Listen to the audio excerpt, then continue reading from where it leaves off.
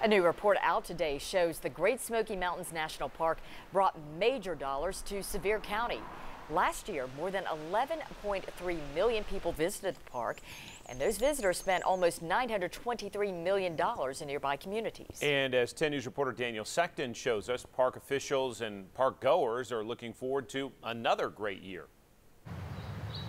Today is a great day in the Smokies, especially for Steven, a first grader who convinced his family to move here from Florida. I've been begging to get up here for months. His family evacuated here during Hurricane Irma and decided to move here permanently. He was one of over 11 million people who visited the national park in 2017, and that added up to a lot of money. A lot of the money that came into the Smokies last year was from lodging, food, gas, transportation, and as you can see, that piles up to a mountain of cash. A new report shows those tourists brought in over $920 million last year.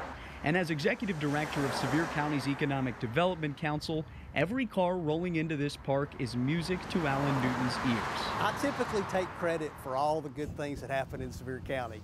No, I'm just kidding. But certainly it makes it much easier to recruit business and industry and things like that when you've got an economy like this. The visitor center is packed. Most lookouts also packed. In 2017, tourists supported almost 14,000 workers, including Jamie Sanders, a spokesperson for the park. Last year we had 11.3 million visitors to the national park, which broke our all-time visitation record.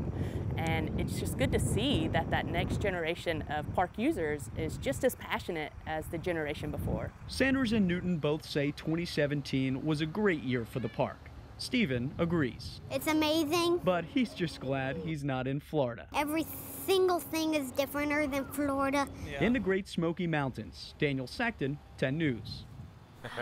He is definitely a Tennessee recruit. According to that report, every $1 invested by taxpayers in the national park brought $10 back to the economy.